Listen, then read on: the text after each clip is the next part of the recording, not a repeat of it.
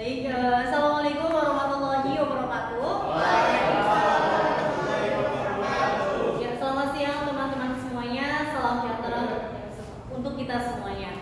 Yang terhormat Bu Mutia selaku dosen pengampu mata kuliah MSDM 2 yang pada hari ini berhalangan untuk hadir, serta teman-teman yang berbahagia. Alhamdulillah bersyukur atas kehadiran Tuhan Yang Maha Esa, atas limpahan rahmat dan karunia-Nya kita dapat berkumpul pada siang hari ini untuk menimbang ilmu bersama-sama dalam mata kuliah MSDM.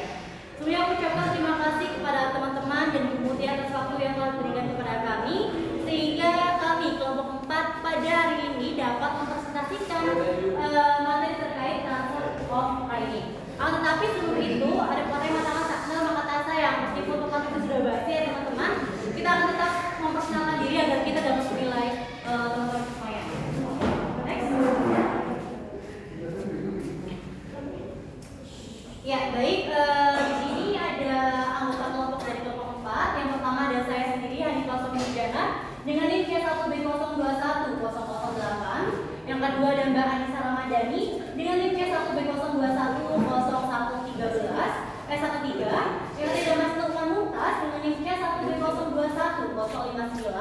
Yang terakhir ada Mbak Sukar Ainfinasi dengan NIM C1B021098. Next.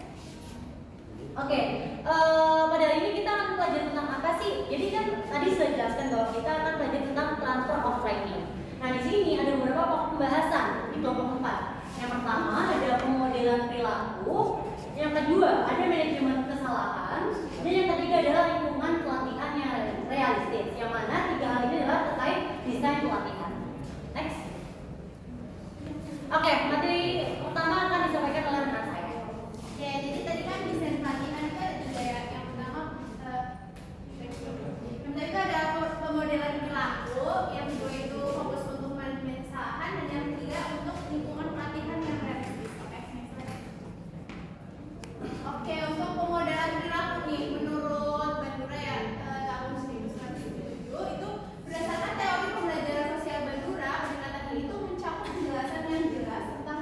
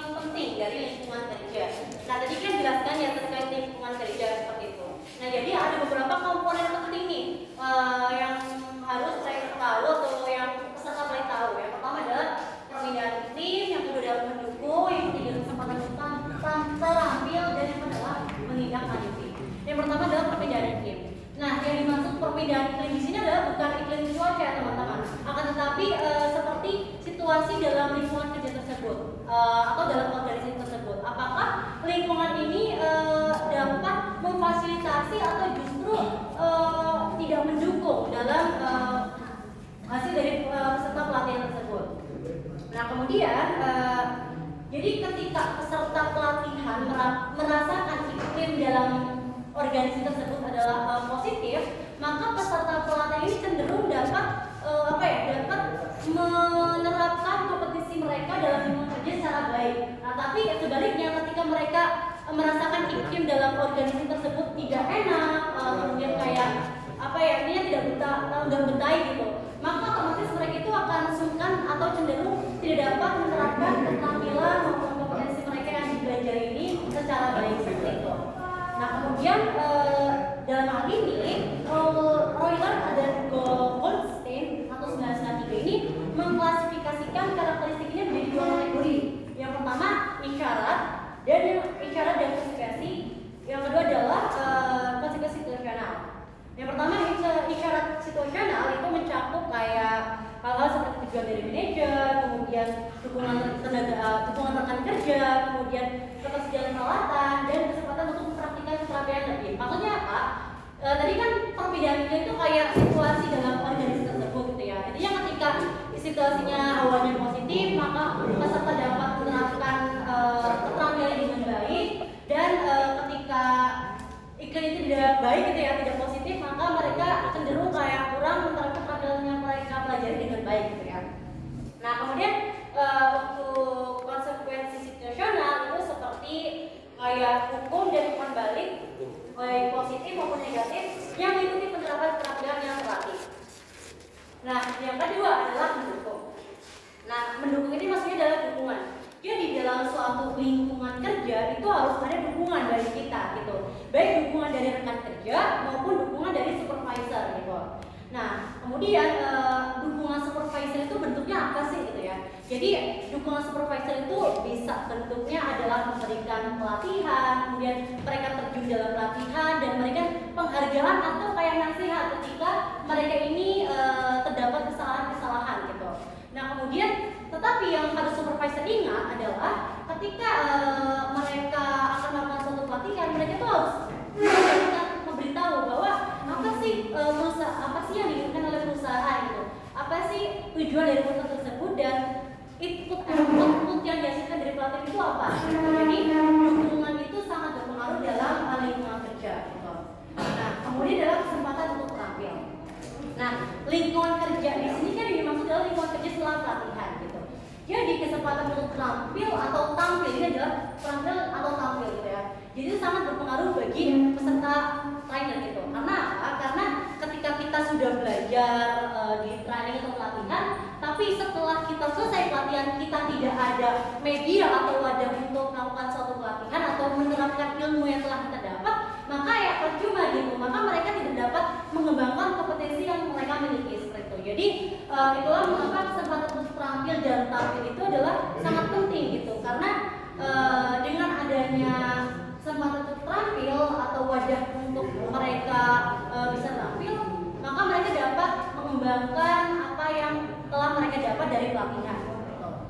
Nah, tadi dalam menindaklanjuti. Maksud dari menindaklanjuti adalah ketika peserta ini sudah melakukan training, itu mereka tidak boleh diam tempat kayak, udahlah aku udah punya ilmu nih, ya udah ilmu aku aja. Tapi jangan seperti itu. Jadi justru ketika mereka sudah selesai melaksanakan suatu pelatihan, maka mereka ini lebih baik untuk mendiskusikan atau sharing kepada peserta pelatihan yang ada gitu, sehingga ada kelanjutan dari ilmu yang telah mereka dapat dari training tersebut. Seperti itu. Next. Nah, selanjutnya adalah karakteristik peserta pelatihan. Tadi sudah jelaskan ya, dan singgung banyak terkait karakteristik peserta pelatihan oleh kelompok 3.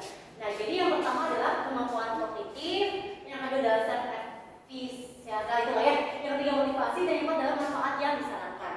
Nah, yang pertama adalah kemampuan kognitif.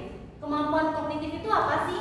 Jadi kemampuan kognitif adalah bentuk perkembangan yang mengacu pada kemampuan seseorang untuk memperoleh makna atau pengetahuan dari pengalaman dan informasi.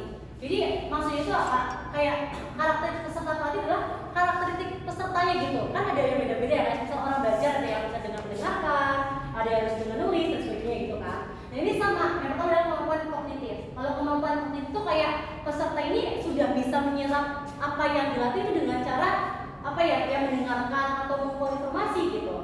Nah yang kedua adalah step ini ya, atau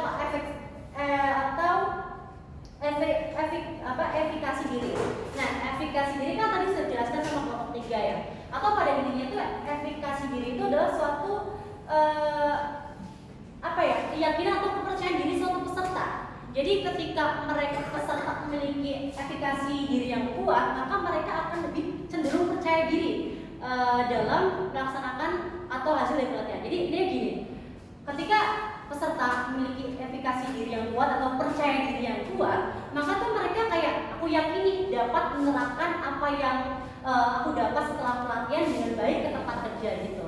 Tetapi ketika mereka tidak memiliki efikasi diri yang baik atau kayak mereka cenderung kurang percaya diri dan sebagainya, maka ketika ada suatu hal yang sangat menantang, justru mereka akan tambah mikir gitu atau minder bahwa kayak mereka kayaknya aku gak bisa nih mengerjakan atau menerapkan hasil training itu dengan baik seperti itu. Nah, tetapi yang perlu diingat adalah ketika seorang peserta memiliki efikasi diri yang terlalu kuat, itu juga tidak baik. Karena apa? Karena mereka itu akan cenderung menurunkan motivasi diri mereka kayak gampang lah, aku udah bisa nih, aku percaya diri aku bisa melakukan tugasku dengan baik. Tapi ujung-ujungnya adalah ini akan membuat motivasi mereka untuk belajar lebih baik itu menurun seperti itu. Nah, selanjutnya adalah motivasi. Nah, motivasi itu apa sih? Jadi motivasi ini adalah kayak Jadi motivasi ini seperti dalam diri kita itu kayak keinginan kita atau diri kita dalam mencapai suatu hal yang kita inginkan. Nah, ada beberapa peserta yang memiliki karakteristik dengan motivasi. Maksudnya bagaimana? Ketika peserta itu ada yang ketika mendapatkan motivasi, maka kerja mereka itu akan lebih baik gitu. Nah, maka dengan motivasi ini peserta itu ada maka dengan adanya motivasi ini peserta ini akan dapat dengan ilmu yang terarah dan mereka akan lebih tekun gitu karena ada motivasi yang mereka dapat seperti itu. Tapi justru ketika mereka tidak menemukan motivasi yang mereka dapat di tempat training, maka ya udah gitu, mereka kurang motivasi gitu. Kemudian ada manfaat yang disarankan. Kalau manfaat yang disarankan ini sih lebih kayak manfaat dari apa yang mereka dapat gitu. Mereka ketika mereka melakukan training, terus mereka tuh mikir apa sih manfaat yang saya dapat di sini gitu. Dan manfaat itu adalah hal yang sangat mempengaruhi dari peserta itu, apakah mereka akan termotivasi, apakah mereka akan bekerja dengan baik atau sebaliknya seperti itu. Next. Nah, untuk materi selanjutnya akan disampaikan oleh rekan saya. Oke teman-teman, sekarang kita akan memahami mengenai menyelaraskan praktik sumber daya manusia untuk mempromosikan transfer. Hasil dari tinjauan ini dan lainnya menunjukkan bahwa organisasi dapat mempromosikan transfer dengan mempertimbangkan faktor tingkat individu yang ditujukan dapat mempengaruhi transfer. Ketika merekrut dan memilih peserta pelatihan seperti tadi yang dijelaskan Mbak Sofi ya, ada kemampuan kognitif, self efficacy, motivasi dan juga manfaat yang dirasakan. Nah, secara khusus organisasi dapat memperoleh manfaat dari menyelaraskan praktik rekrutmen dan seleksi mereka dengan tujuan program pelatihan mereka. Maksudnya di sini mereka kan melakukan pelatihan mempunyai tujuan nih. Nah, untuk peserta yang mengikuti pelatihan itu harusnya selaras yang kira-kira akan menunjang untuk tercapainya tujuan perusahaan. Dengan demikian, organisasi dapat meningkatkan transfer dengan menyelaraskan upaya pelatihan dengan praktek sumber daya manusia terkait. Kayak pelatihan yang dilakukan itu berhubungan dan memang terkait dengan sumber daya manusia di perusahaan tersebut. Dan hanya individu dengan kemampuan kognitif tinggi yang dapat dipilih untuk berpartisipasi dalam pelatihan yang sangat penting atau sulit. Jadi jikalau pelatihan tidak semua karyawan bisa ikut, maka pelatihan hanya diikuti oleh SDM terpilih gitu, misal yang sesuai dengan bidangnya, ataupun bisa dilihat dari kemampuan kognitif, self efficacy, motivasi, dan juga manfaat yang akan didapat setelah melakukan penelitian pelatihan tersebut. Next. Nah, selanjutnya dari desain pelatihan, penelitian juga menunjukkan bahwa pemodelan perilaku, manajemen kesalahan, dan lingkungan pelatihan yang realistis adalah aspek desain pelatihan yang sangat penting untuk transfer pelatihan. Ini dari Press 2008, Rager 2003, Taylor dan kawan-kawan 2005. Ini untuk pengertian dari permodelan perilaku, manajemen kesalahan, dan lingkungan pelatihan tadi sudah dijelaskan oleh Mbak Ica di awal ya. Itu adalah aspek desain pelatihan yang sangat penting. Nah, masing-masing faktor ini bisa direkayasa untuk mendorong transfer. Organisasi atau perusahaan harus mempertimbangkan strategi ini ketika menerapkan program pelatihan, sehingga setelah pelatihan transfer atau penerapan ilmu setelah pelatihan dapat dilakukan. Selanjutnya ada lingkungan kerja untuk memfasilitasi transfer tempat kerja harus berisi perlengkapan yang mendorong penggunaan keterampilan baru, dan peserta pelatihan harus diberikan hal-hal seperti kesempatan untuk berlatih, tujuan, insentif, dan umpan balik kinerja. Ini menurut Royler dan Goldstein pada tahun 1993. Seperti yang kita tahu kan, kita telah melaksanakan pelatihan. Namun apa daya jika kita telah melakukan pelatihan tapi lingkungan kerjanya kurang mendukung gitu. Kita misal melakukan pelatihan apa dan membutuhkan perlengkapan apa, namun pas ditempatkan di tempat kerja tidak menyediakan atau memfasilitasi peralatan-peralatan yang kita butuhkan untuk apa ya, untuk mengimplementasikan hasil dari pelatihan kita, kan percuma ya kan. Kemudian peserta pelatihan juga harus diberi kesempatan untuk berlatih. Kan mungkin karena baru pelatihan di tempat kerja ada salah sekali 2 kali itu wajar, tapi jangan berkali-kali. Kemudian penetapan tujuan seorang karyawan yang mengikuti pelatihan harusnya selaras atau setujuan dengan perusahaan yang bersangkutan. Dan juga insentif, siapa sih yang nggak mau insentif, kan nanti karyawan juga lebih semangat kalau dapat insentif. Dan yang terakhir, umpan balik kinerja. Kan sudah melakukan pelatihan, terus sudah ditempatkan di tempat kerja, nanti bisa tuh dari perusahaan melakukan umpan balik kinerja untuk mengetahui bagaimana kinerja karyawan sebelum dan sesudah melaksanakan pelatihan. Next. Oke, selanjutnya akan dilanjutkan oleh rekan saya. Oke, selanjutnya itu ada aplikasi untuk penelitian dan praktik. Fokus penulis adalah mengidentifikasi praktik terbaik yang digunakan oleh para profesional pelatihan yang berpengalaman daripada yang didukung dalam literatur. Kami percaya bahwa identifikasi kami terhadap temuan terkuat dan paling konsisten yang dilaporkan dalam literatur dapat berfungsi sebagai kuncian yang berharga untuk makalah berbasis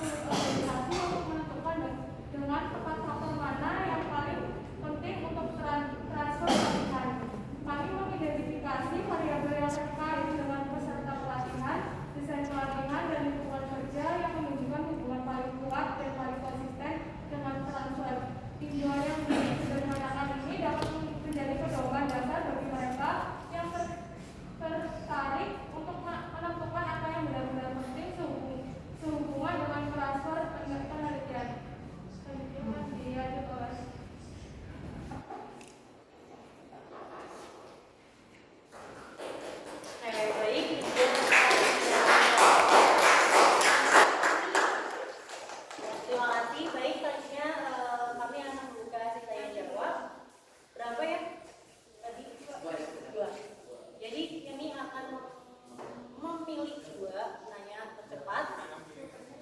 Kalian jadi cepat-cepatan. Cepat-cepatan ya.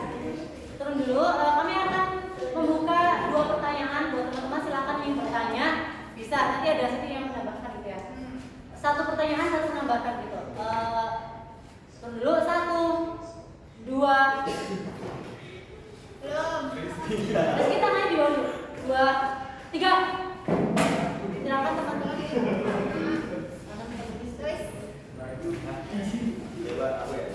Oke, dari Mas Rizky dulu silakan. Skip ya. Jadi sama aja kan tadi ngomongin tentang lingkungan pelatihan yang relatif sama lingkungan kerja. Nah, aku mau tanya secara subjektif ya, benar ya. Masukan atau ke siapa itu menurut kalian lingkungan pelatihan dan lingkungan kerja menurut kalian sendiri gitu ya, kerjaan ini kerjaan beberapa tahun itu yang gimana yang kalian inginkan gitu. Oke, jadi pertanyaan Mas Rizky adalah ini adalah jawabannya subjektif ya. Lingkungan kerja dan lingkungan pelatihan apa sih yang diinginkan gitu ya? Kalau kita menjadi seorang peserta. Oke, baik, terima kasih Mas Rizky. Selanjutnya ada Mas Luis ya, silakan. Pertanyaan saya gampang aja ya sebenarnya. Tadi kan dijelasin soal motivasi ya. Iya. Aku mau tanya kayak gimana sih caranya untuk mempertahankan motivasi seseorang dalam mengikuti pelatihan? Soalnya karena terkadang orang yang sudah memakai menggunakan sistem yang lama, terkadang akan sangat sulit untuk merubah dan maju ke sistem selanjutnya. Padahal kita tahu ada pelatihan, kemudian kita mengadakan perubahan sistem itu difungsikan dan digunakan itu untuk efisiensi dan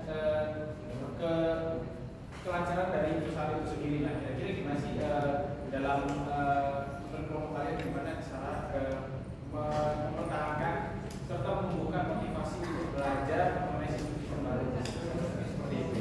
Oke, baik, terima kasih Mas Luis. Kami minta waktu untuk menjawab pertanyaan dari Mas Rizky dan Mas Luis. Nah, selanjutnya nanti kami akan membuka sesi penambah gitu ya. Masing-masing 1 pertanyaan 1. Terima kasih. Terima kasih.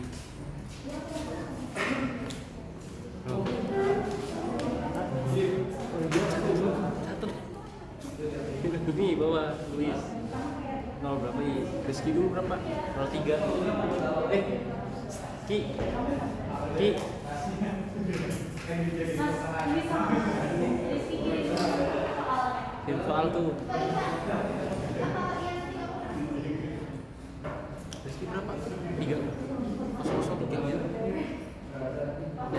Dah, ada lagi enggak? Hah? Siapa Ican? Dari itu.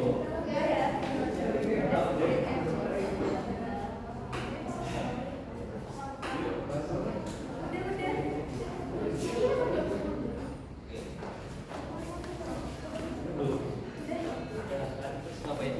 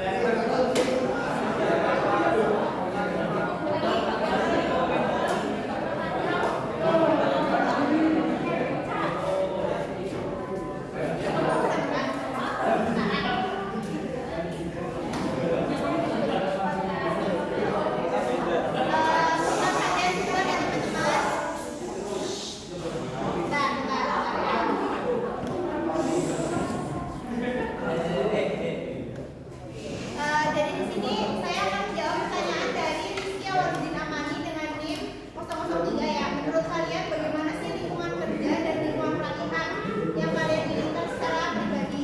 Kalau dari saya pribadi ya, saya ingin boleh minta perhatian. Nah, lingkungan kerja sama lingkungan pelatihan itu kalau yang saya ingin ya sendiri mungkin karena apa? Kalau misalnya kayak ada trauma atau masalah itu udah dipelajari sebelumnya di pelatihan gitu. Nah, terus lingkungan kerja apa yang saya pengen pas kerja itu lingkungan yang harmonis dan menjunjung tinggi nilai keluarga itu keluargaan, tapi dan juga mengesampingkan tujuan perusahaan gitu. Nah, terus di lingkungan kerja juga saya harapkan tuh nggak ada senioritas, maksudnya yang senioritas yang kayak suka bully-bully pada trainee atau anak magang. Nah, mungkin itu jawaban saya. Kalau Mas Firman ingin menambahkan. Ya, saya mungkin ingin menambahkan sedikit jawaban dari Mbak Ica. Saya mengiyakan jawaban Mbak Ica. Tentu saja kita semua ingin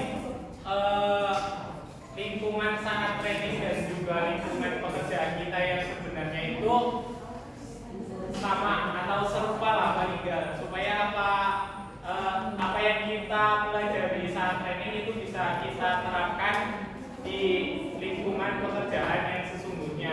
Nah, untuk lingkungan pekerjaan seperti apa yang saya inginkan? Saya ingin lingkungan pekerjaan yang memiliki fasilitas penuh yang lengkap untuk mengerjakan pekerjaan saya gitu. Kayak peralatan dan perlengkapannya lengkap sehingga enak mengerjain apa aja. Terus saya ingin lingkungan kerja yang nyaman, misal kayak sofanya tempat duduknya empuk, meja dan ketinggian atau kerendahan. Sama kalau bisa sih ada tempat itu loh kayak mandi belajar gratis. Kalau lingkungan pertemanan atau hubungan antara sesama karyawannya sendiri, saya ingin lingkungan yang berkepribadian nggak maksudnya kayak memberikan kesan positif lah gitu, senang berbagi cerita dan ide, terus profesional namun tetap fleksibel gitu, jadi enak mengerjakan. Terima kasih.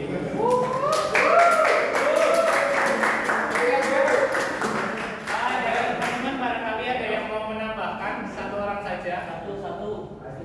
Satu, dua, tiga. Ada.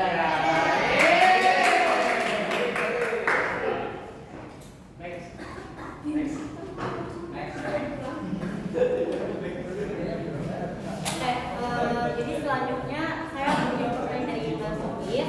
Pertanyaan ini adalah bagaimana cara untuk mempertahankan serta menumbuhkan rasa motivasi karyawan untuk mengikuti training yang diadakan oleh perusahaan. Karena terkadang banyak karyawan yang tidak menyukai perubahan sehingga tidak memiliki motivasi untuk mengikuti training tersebut.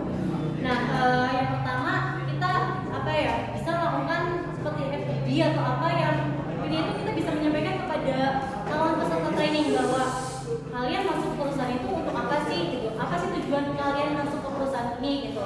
Nah, ketika mereka sudah memikirkan oh iya aku masuk perusahaan ini untuk ini dan sebagainya. Otomatis mereka bisa ada kemungkinan memotivasi mereka untuk bisa mengikuti aturan-aturan yang ada di perusahaan gitu, memotivasi mereka untuk kayak lebih berpacu lagi mengikuti training dan bekerja lebih baik lagi gitu. Nah selanjutnya adalah bisa dengan memberikan reward kepada peserta training terbaik gitu. Jadi ketika mereka perusahaan melakukan suatu training, bisa memotivasi karyawan dengan ada karyawan yang aktif atau yang apa ya terbaik, pintar dan sebagainya, bisa perusahaan kasih reward seperti itu.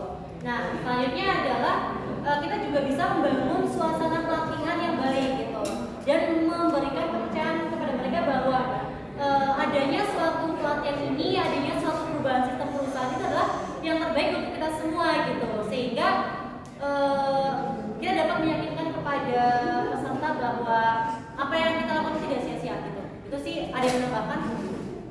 Silakan Mas. Mungkin lebih menanamkan kepada peserta kayak pentingnya inovatif di dalam inovasi di dalam sebuah perusahaan ya, karena kayak mungkin di sebuah perusahaan itu maunya kayak kita cuma di sini doang kan, nanti pengennya tuh kayak terus berkembang terus ya. Oke, makasih Mas Radit. Juga. Oke. Cukup? Ada yang menambahkan? Cukup ya? Oke. Baik, terima kasih teman-teman. Hah? Oh iya. Baik, terima kasih. Enggak.